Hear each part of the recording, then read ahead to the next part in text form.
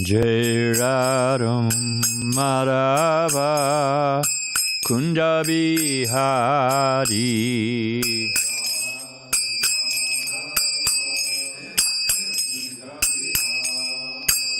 Jai Radha Madhava Kunja Bihari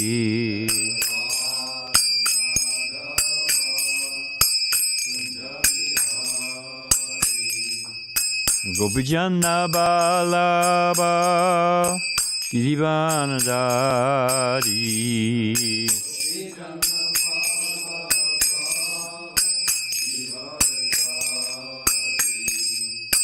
Gopijana Balaba Girivanadari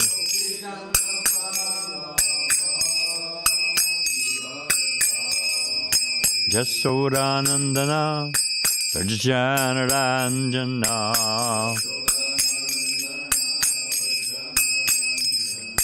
Jasodanandana Rajanaranjana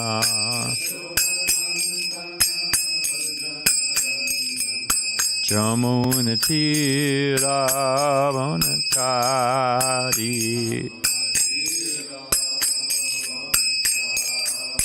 Jamunati Ravanachari Jaya Radha Madhava Kunja Bihari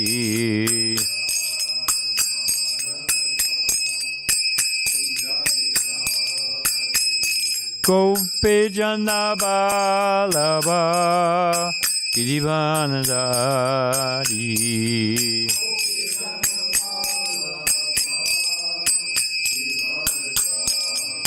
Jasodanandana Brajanaranjana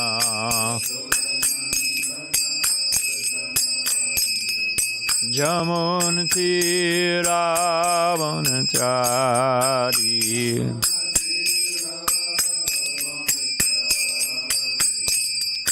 Hare Krishna, Krishna Krishna, Hare Hare, Hare Rama, Hare Rama, Rama Rama, Hare Hare. Boom!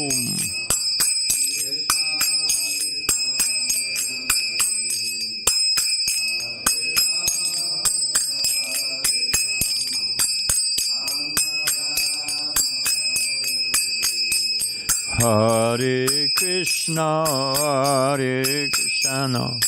Krishna Krishna, Hare Hare, Hare Rama, Hare Rama, Rama Rama, Hare Hare.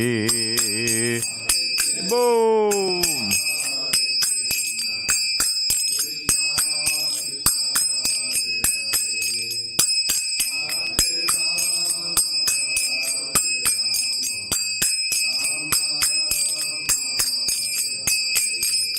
Hare Krishna, Krishna Krishna, Hare Hare, Hare Rama, Hare Rama, Rama Rama, Hare Hare, Hare Krishna.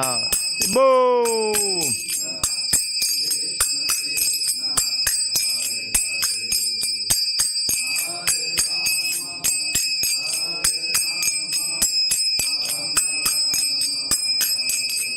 Jaya Radha Madhava Kunja Bihari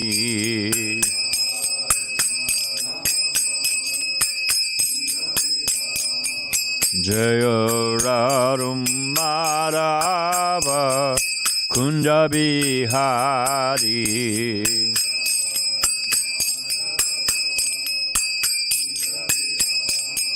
Jaya Radha Madhava Kunja Bihari. Whoops.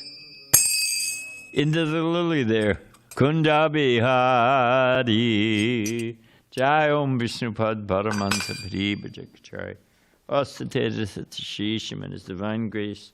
Abhay Charan Bhakti Vedanta Swami Maharaj Srila Prabhupada Ki. ISKCON BBT Founder Acharya Guru Srila Prabhupada Ki. Anantakota Vaishnavrinda Ki. Namchar Shri Haridas Thakur Ki. Prem Shri Gaho Shri Krishna Chaitanya. Prabhu Nityananda Shri Advaita Gadadhar Shri Vasari Gaur Bhakti Vrinda Ki. Shri Shri Radha Krishna Go Gopinath. Shamakunda Radhakunda Giri Govardhan Ki. Vrindavadam Ki. Muthuradam Ki. Dwarkadam Ki. Navadidam Ki. Jagannapuridam Ki. Jamunamaya Ki. Gangamaya Ki. Tulsi Maharani Ki. Bhakti Devi Ki. Sambhira Bhakti Vrinda Ki. Srila Prabhupada Ki. Sankirtan Jaga Ki. Go Premanandi. All glories to the assembled devotees. All glories to the assembled devotees. All glories to the assembled devotees. All glories to the divine lotus feet of Sri Sri Guru and Gauranga. Om Namo Bhagavate Vasudevaya.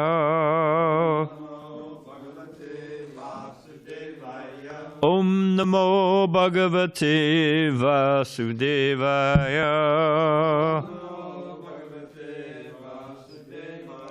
Om Namo Bhagavate Vasudevaya.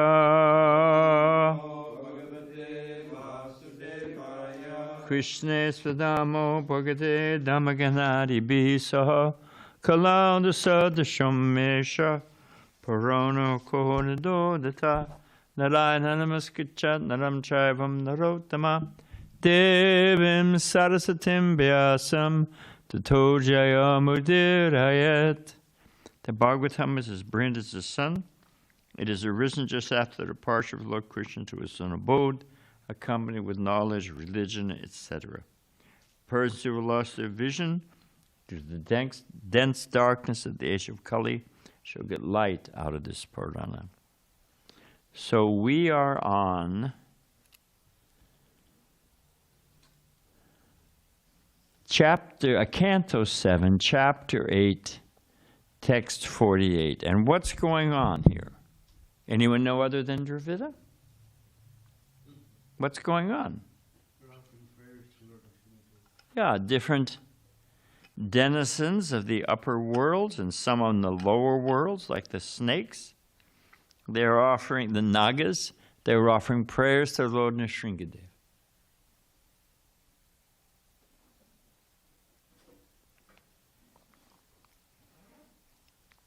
And why are they offering prayers? What's just happened? Okay, Dravida.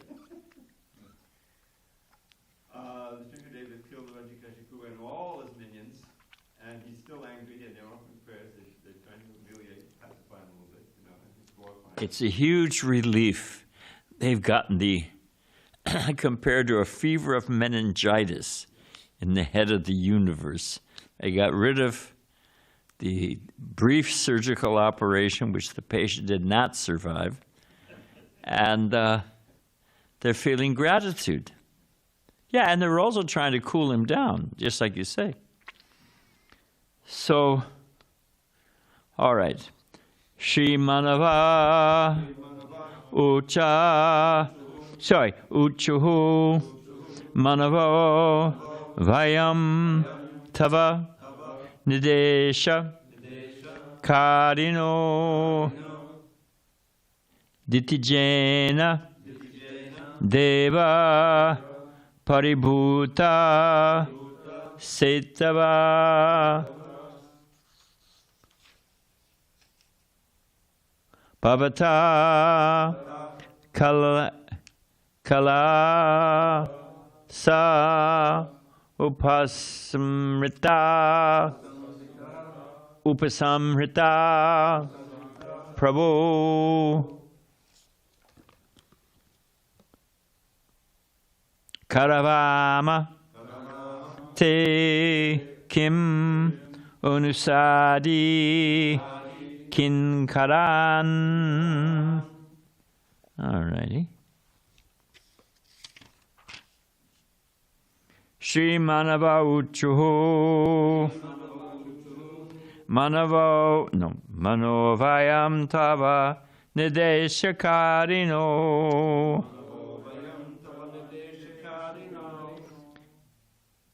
There's a bit of a Doppler effect. They started on this side and ended on this side a little slower.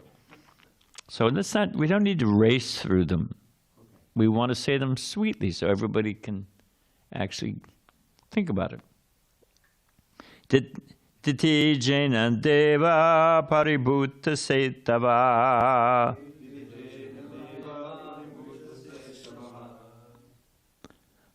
Bhavata Kalasa Upasamrita Prabho.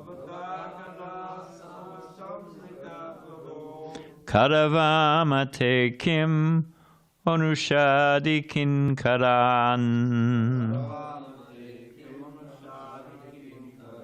Shimanava Uchuhu Manavo Vayam Tvava Nideshakarino.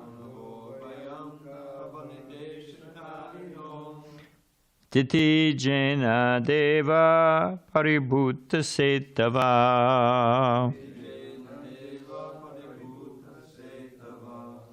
Bhavata Kalasa Upasamrita Prabho. Karavamate Kim Manushadhi Kinkaran.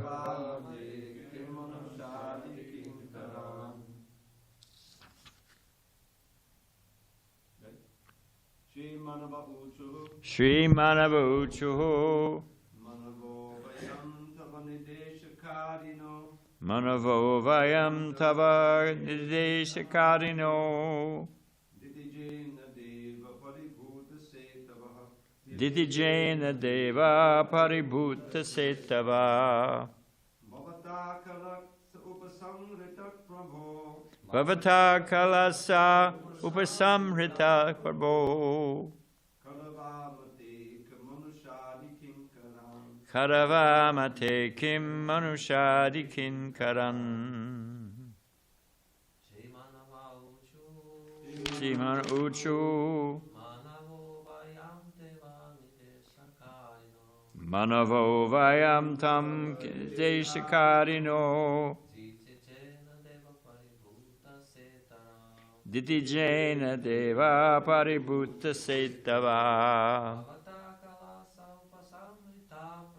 Bhavata Kalasa Upasamrita Kala. Karamate Kim Manusadi Kinkara. Shri Manava Uchuhu Manavo Vayam Tava Deshakarino. Ditijena Deva Paribhuta Setava. Bhavata Kalasa Upasamrita Prabho. Karavamate Kim Anusari Kinkara. Shimanava Uchu. All the Manus offered their respectful obeisances by saying, Manava, the leaders of the universal affairs, especially in connection with giving knowledge to humanity about how to live lawfully under the protection, fully under the protection of the Supreme Personality of Godhead. This is why that's all from one word. And what this is, Prabhupada said that the purports were his transcendental ecstasies. Prabhupada knows the Bhagavatam, knows the perfect understanding. So sometimes you will find that even in the translation, even in the word for word, he will add a little bit more. Now you'll get some Sanskrit scholars who will say, well, that's not, it doesn't say all of that. Yeah, but why are you reading the Bhagavatam? If you're reading the Bhagavatam as a dry scholar to study the different syllables, okay, it doesn't say that, all of that. It says that, but Prabhupada has added more. If you're studying the Bhagavatam to hear from a pure devotee, someone who's realized the Bhagavatam, so you can understand in full its message, depends on your intent. If your intent, once again, is to understand the Bhagavatam and have it have a revolution in your heart, so you actually realize the Bhagavatam, then you want to hear from Prabhupada. And you appreciate that, oh, he's fine-tuned it. He's just fine-tuned it. This is what the Bhagavatam is saying. This is what the Manus were saying. Okay, now we've got it. But if, well, Prabhupada may think, well then, fine. Stay a dry whatever you are. They say a bookworm, you know. Probably another term for it. But a little more scatological. Okay. So did we finish? No. We were at that long translation. Okay. Vayam, we, Tava, your lordship, Nideshakarina, carriers of the order, Ditijena, by Hiranyakasipu, the son of Diti, Deva, O Lord, Paribhuta, disregarded, Saitava, whose laws of morality concerning the Varnashram system in human society.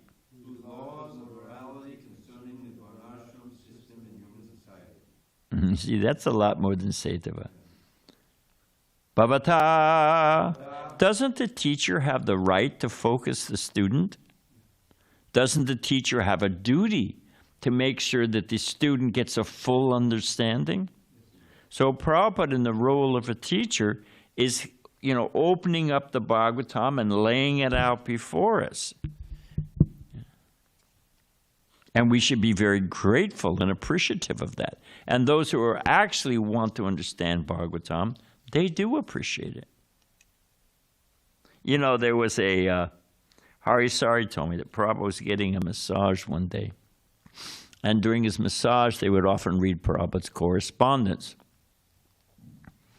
So this particular, and there were a lot of appreciation, because the library party was there, headed up by Satsarupa Swami and other, you know, there was so many great luminaries, Bhakti Tirtha Maharaj, Ganesham at the time. There were so many that, yeah, I know what I'm doing, who were very powerful book distributors.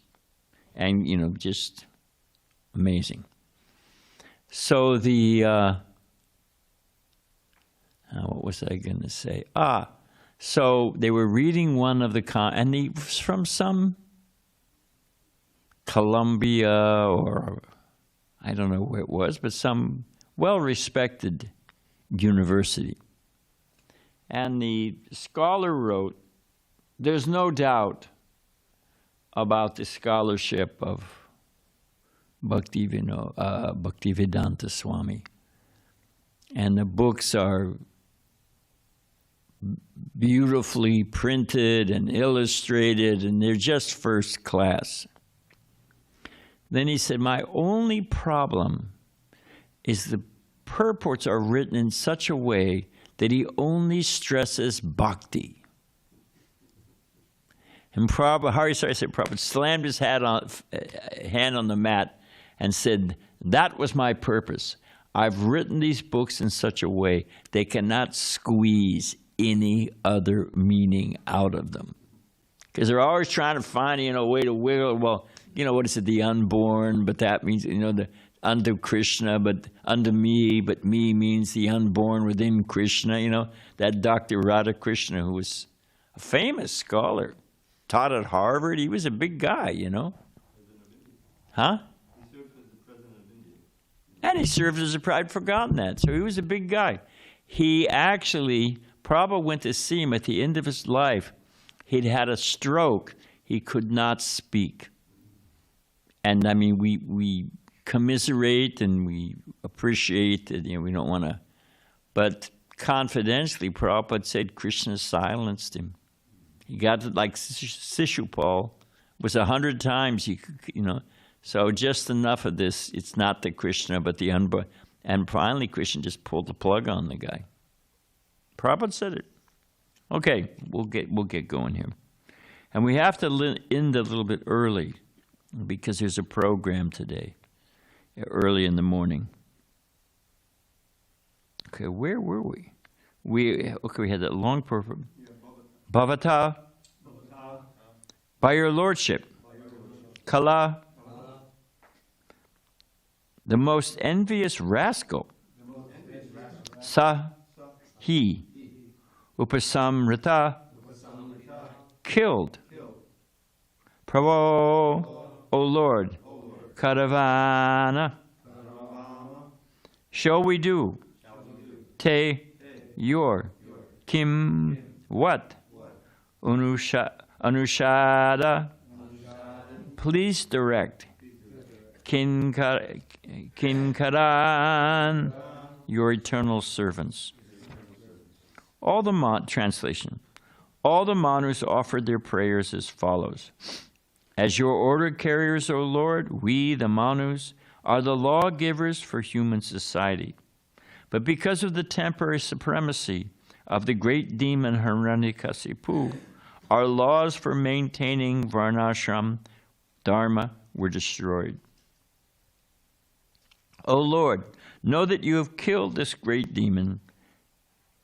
Now that you've killed this great demon, we are all in a normal condition.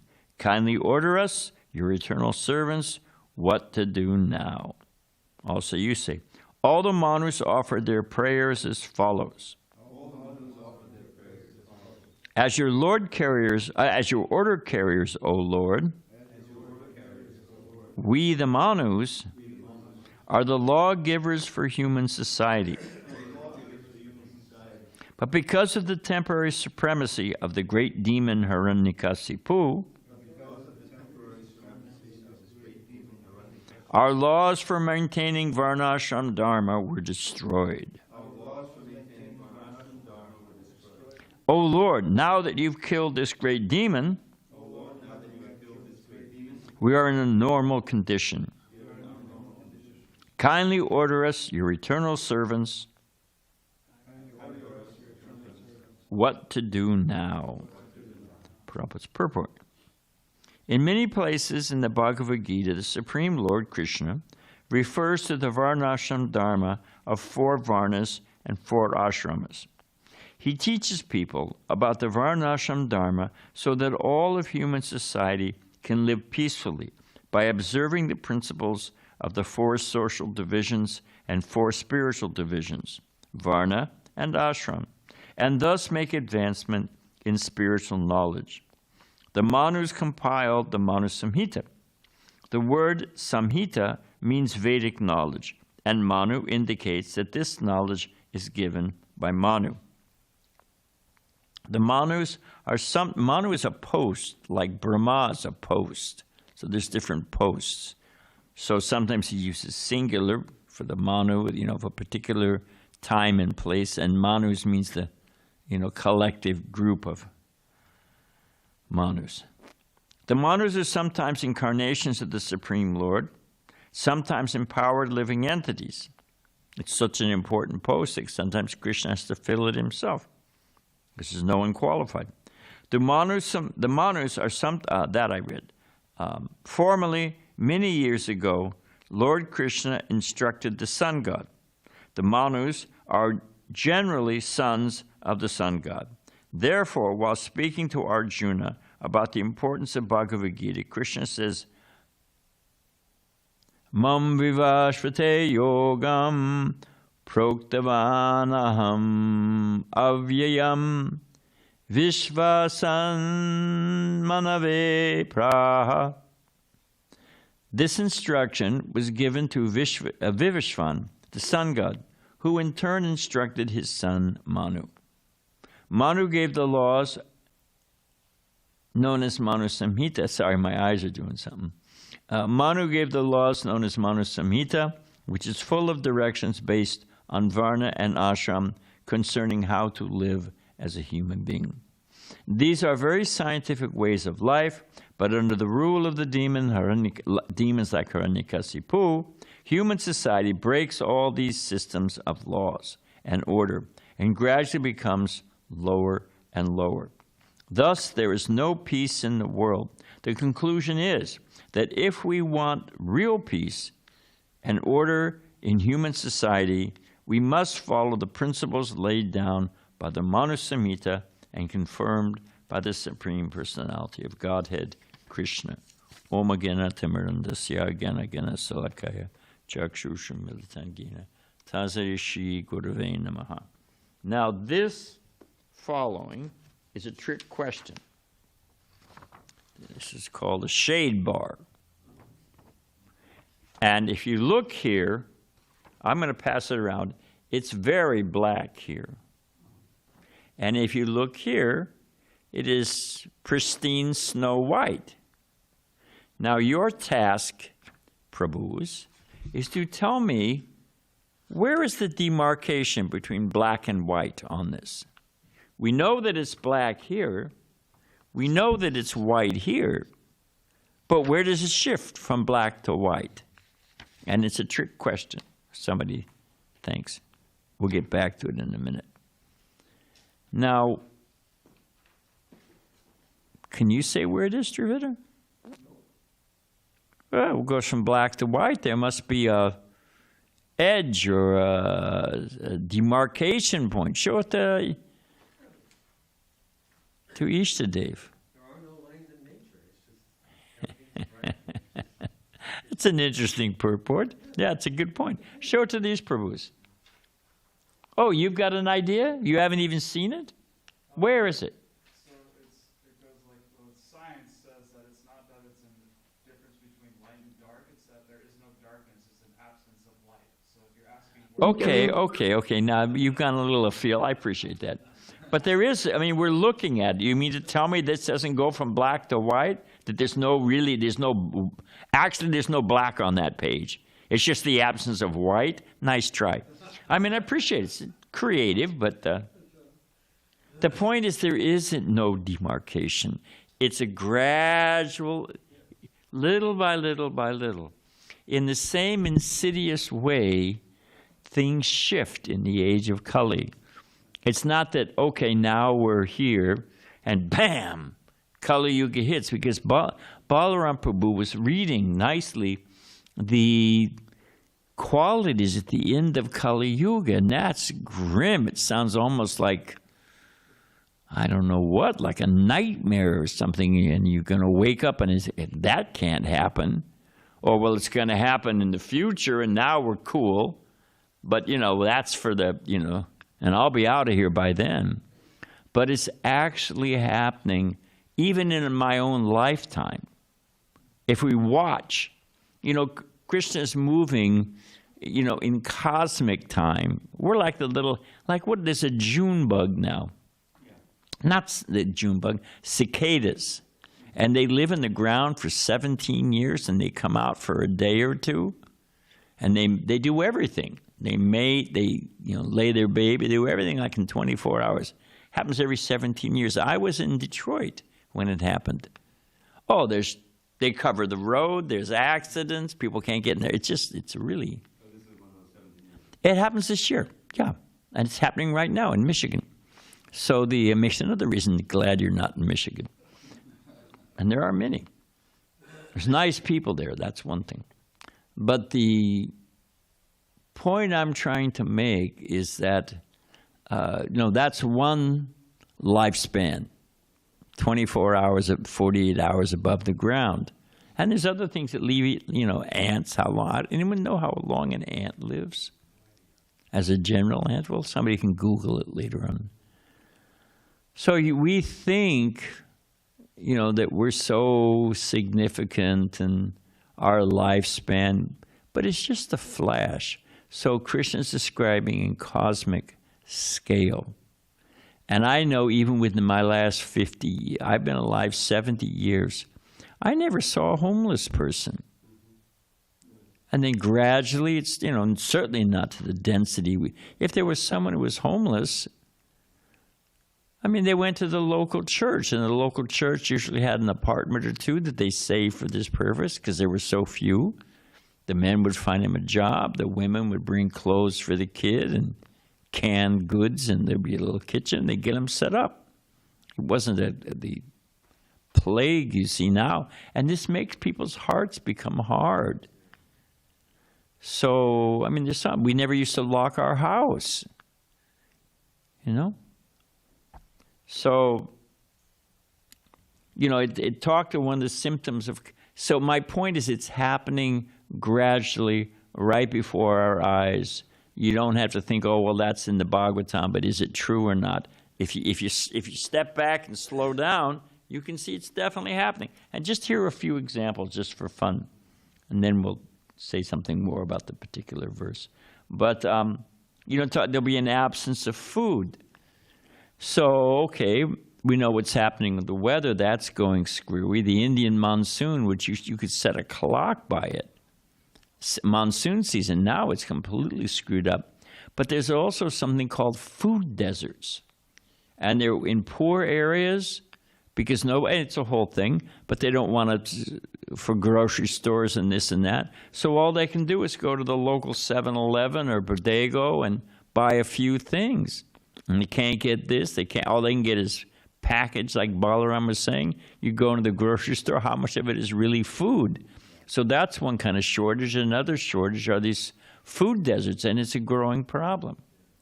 So family farms are completely decimated. There used to be the family farm. It's one of the great, and they're being purchased by agribusiness and using genetically modified. The first one of these genetically modified foods that they know about, I forget whether it was a type of corn or something else, has jumped the farm. They were saying, here's genetically modified, and we don't really know if, in a couple generations, people are going to start having third eyes and whatever, because it's all genetically modified. But they've actually, but we've got that, and then we've got the regular food over here. But it's starting to jump the fence, and why wouldn't it? So it's a Frankenstein they're losing control of. So there's so many things like that. What was another one I was thinking? Oh, and even all the family farms are being pushed off. And what's happening now is, believe it or not, you know who the biggest owner of farmland is in America? And it's not Monsanto or that, something Daniels, who own unbelievable amounts of land. Anyone know? Chinese. They own half the land in Africa. So the whole, as Bhagavatam predicts, and I just thought of a few others.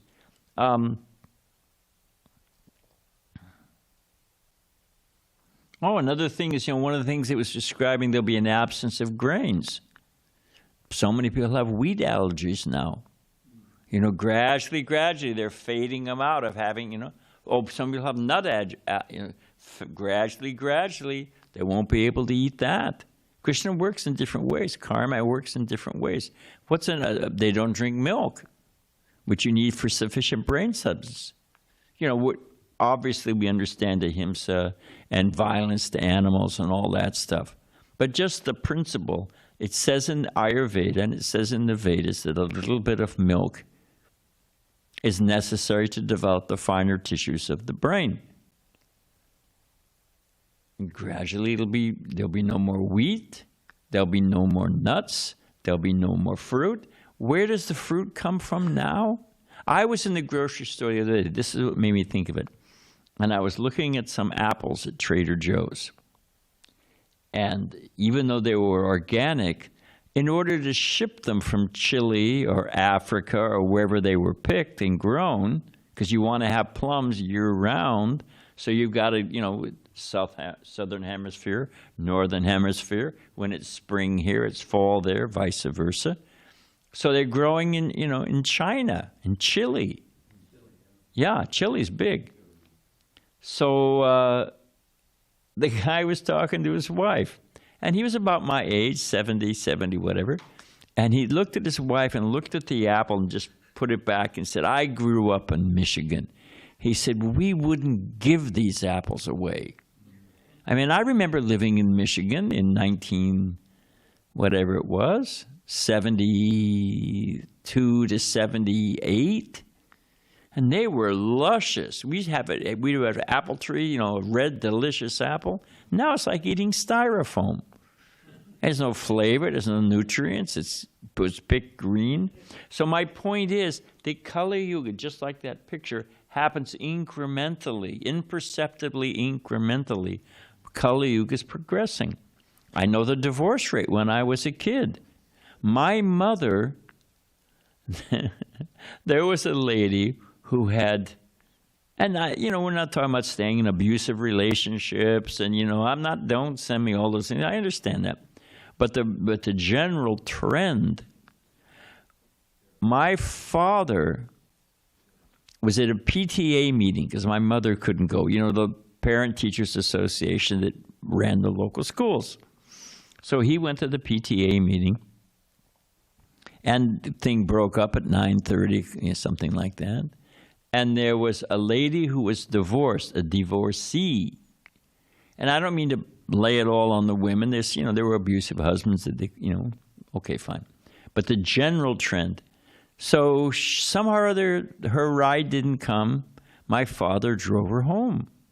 Oh, it was a big scandal that my father was alone with a, you know, and this is 1956, 1960. So I'm just saying, you know, without getting lost in all the details, you can see Kali Yuga progressing. It is moving forward and confirming the predictions of Bhagavatam. I mean, one of the big things, you know, loss of memory. Memories were so sharp. One of the things they say is that, you know, the proof, you don't see proof of written language before, I don't know how many, what it is. Somebody can Google it, and you got cuneiform coming in the, you know, the Iraqi triangle or whatever they call that, you know. And that's where language, because, you know, that's where society had evolved. Is the development of language proof of, I mean, having language, okay, fine. It means you're better than a monkey, although they have their languages too. But is development of language proof of the advancement of human society? Help me out. Why not? So it's more sophisticated. It's better. What were they using? Sign language before?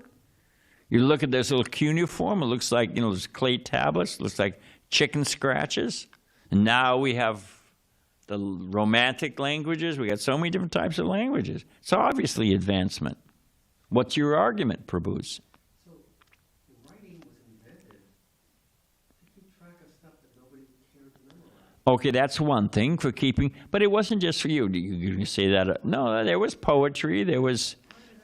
I'll tell you the actual answer according to Bhagavatam.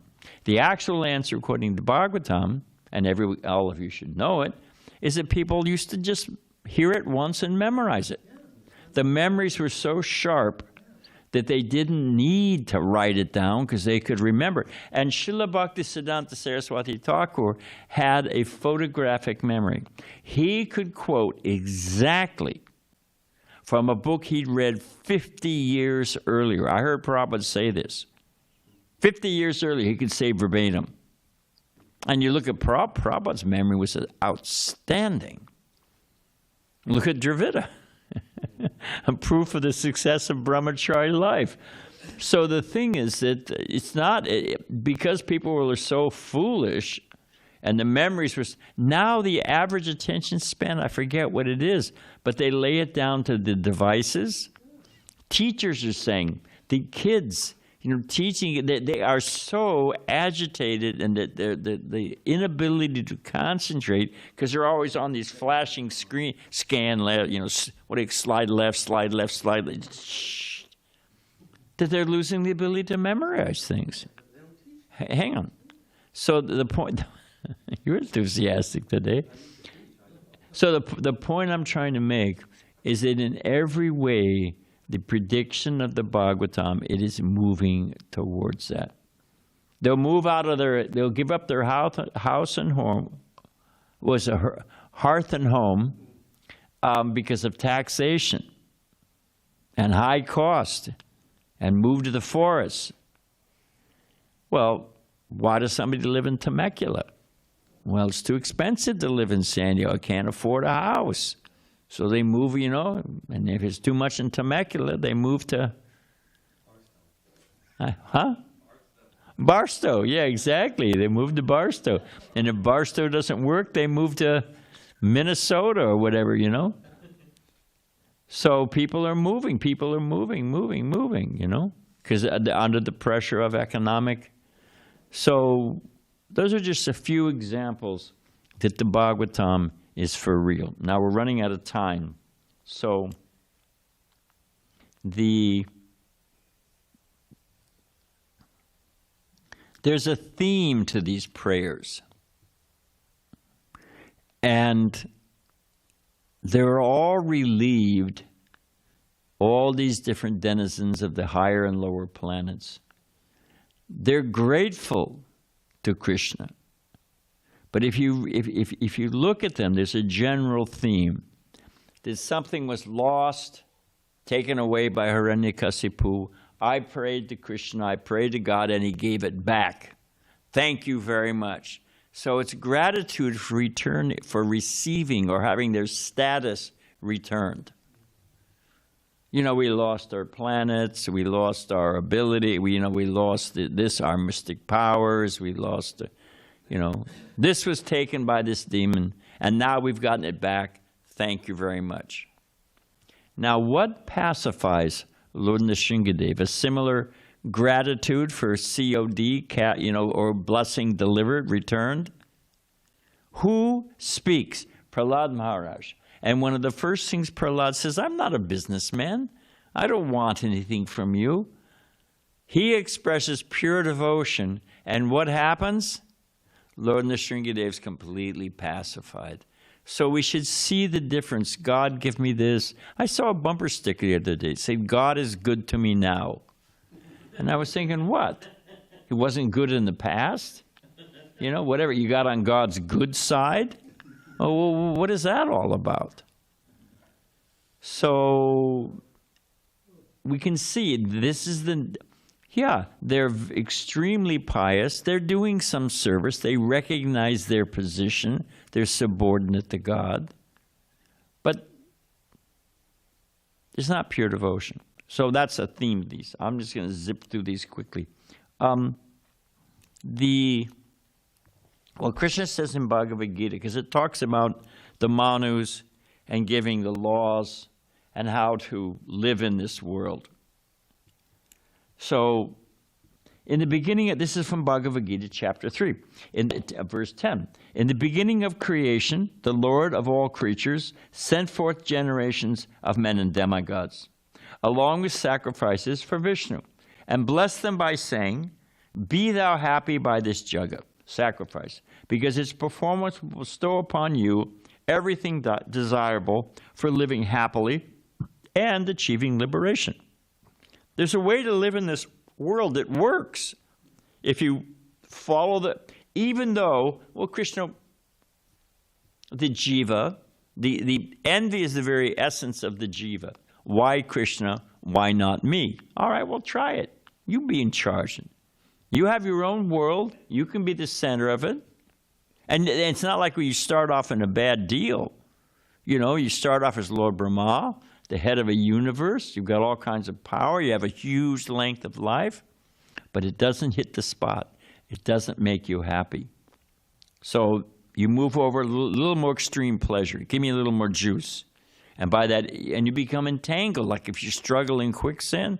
So the more they endeavor for grosser and grosser and extremer jolts of sense gratification, the more they become entangled in karma. But it's not like Krishna starts you off handicapped. It's like you run a race and he shoots you in the foot. Says, see how you do.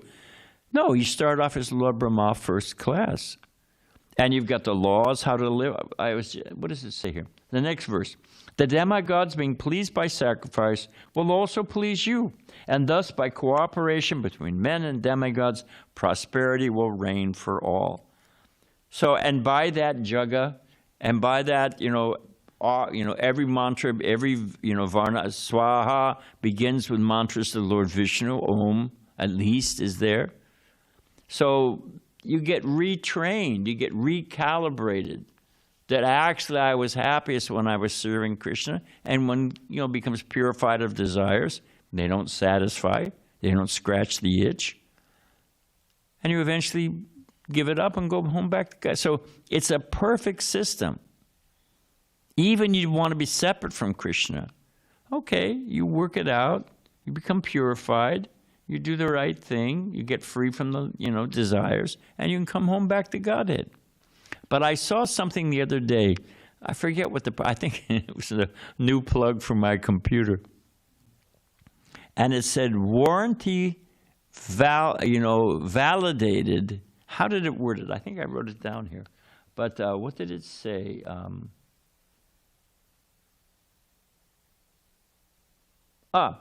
Warranty valid as long as used as directed.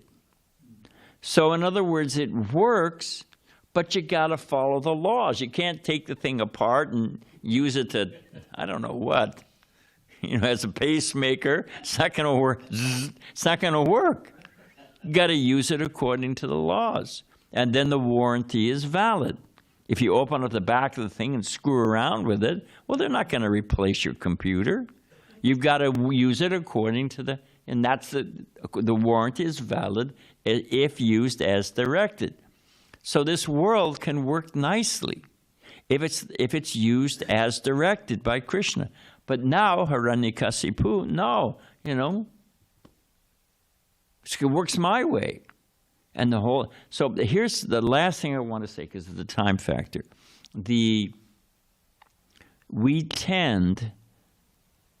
Many devotees tend to run away from the Varnashram Dharma system because the general impression is, well, it's exploitative. And you've got the fat Brahmins on the top laughing like anything, and you've got the poor Sudras being exploited, and the dreaded caste system. And so they think, well, geez, you're taking us back to apartheid, you're taking us back to the primitive, next thing you're going to do is talk to me about slaves. Forget it. We've moved beyond a women is chattel. I'm not buying that. And rightly so. That was a pervert, and it started with Shringi, the fallen Brahmin who cursed Maj Pariksit. But Prabhupada explains it, and the proper understanding is that the more you're elevated in the Vedic system, first off, it's like, Prabhupada says, let's suppose you have one Brahmin. Then you got 10 Kshatriyas. Then you got 1,000 Vaishyas. And then you get 10,000 Sudras. So it increases, is that geometrically? I forget, but it increases Exponentially. It increases. And the more you hold a position, the more responsibility you have. To be a Raj Rishi, to be a king, the Vaishyas, they feel a duty to make sure that society has what it needs, all the material milk and grains and whatever it is. So they have a sense of Sudras just enjoy. It's me, maybe my little family, and I enjoy. There's a little sense of societal obligation. You get to a Vaishya, at least they feel, hey, I'm making my profit, but I've got a duty to help the society. It's the belly. Make sure the society is fed and nurtured and goes on like that as far as supplies. The Kshatriya, they have to, if there's a difficulty, the Kshatriya is the one who's got to go out and fix it. He's the one who's got to fight. He's got to protect the citizen. Kshatriya means one who protects from cutting. So to be I remember, you can do it if you want to, if you ever go through Thailand and you ever go through Bangkok, there's the old city palace. And I had a flight that got in at, whatever. There's a free city tour. Not to waste Prabhupada's money. But my flight got in early in the morning and it left in the evening. And I'm an inveterate tourist. I thought, there's a free tour. Well, I'll go check it out. So I went on the tour. And when you go into the throne room of the old palace, you know what you see painted around the ceiling? If you sit in the throne, which you're not able to do, and I didn't, but if you stand next to it and you look, what do you see painted around the ceiling? The verse from Bhagavad Gita about the duties of a king. What are of a Kshatriya? What are their qualities? And the purpose was, and it's very clear, and it says it in there, the history of the, and the kings are Rama the 13th. I think they're up to Rama the 16th now, But and that's a whole other story. But they were this is the standard, buddy. You want to sit on that seat? Here's what you have to do. And Brahmins, they were austere. They spoke the truth. They lived out in a little hut. You take a Sudra. Oh, you're envious of a Brahmin? You try to live like this. Reducing the wealth of the Brahmins is austerity. So they were living the most austere, humble life and simply and giving free education, free knowledge. So they were valued, and they weren't bloodsuckers, and So if you have the right system, so here's the point. One of the points I wanted to make. If the Vedic system is explained, Varnashram Dharma, Varnashram Dharma is essential for peaceful society. You got Marx, you've got so many, how to organize society, so many plans. They don't work. It's not working. Even general public now in America, this system is not working, and they know it. Students know that, I get out of college, am I going to get a job?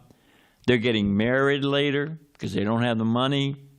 They're more people rent than own homes because they can't afford a house. Pension, health insurance, forget it. You got the 1% and the 90%, and it's just getting.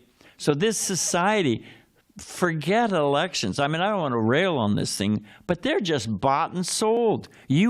I forget what the California Senate race, not the presidential race, is billions of dollars. You can't run unless you've got billions of dollars. Huh? Yeah, so the simple point I'm trying to make is that this and people are starting to think, wait a minute. It happened in the Depression. They were really worried about communism taking over because the American capitalism was not working. Roosevelt got in there, pumped in a bunch of money. World War II is what actually saved them. What could be a better product than a bomb? It blows up, you got to replace it, and whatever it blows up, you got to replace. Talk about great economy. So the same thing happened in Vietnam. But so the point I'm trying to make is that increasingly people are realizing society is not working. It's not working for me. The average man on the street. Inflation. We could spend hours on the thing. So the point I'm trying to make is that one of the most valuable preaching tools is the vision of a well-ordered society, both personal life and societal life by Varnashram Dharma. And we run away from it. Now, the first thing you have to do, and I'm not going to go through the whole progression, you have to get rid of the false conception of the exploitative slavery, women as chattel. You got to get all of that out of their head. So they're actually, and then get them to understand what actual Vedic system was. And and Krishna says it again and again, and Prabhupada says it over and over in all kinds of public life. And it could, if presented properly, it could be one of the best, one of the most attractive features. That you live in a chaotic, exploitative, the system doesn't work for you. Here's Varnashram Dharma. You got to purify yourself and organize society, and you're going to live it just like Krishna says here, prosperity and happiness. It's not Krishna's fault. Okay, get that off my chest, and we should end. Thank you very much, Prabhu. Hare Krishna. All glories to Prabhupada.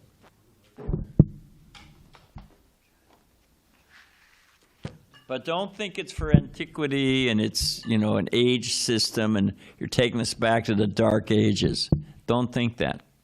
It's not true. I have an after-class question. No, we don't have. All the devotees we have a program. It starts at 9. We have to leave at 9:30. So I appreciate it, but we got to go. You can ask whoever's in class tomorrow. I'm sure they'll give a better answer. I don't mean to cut you off, but we're stuck. Thanks. Yeah, ask Travis.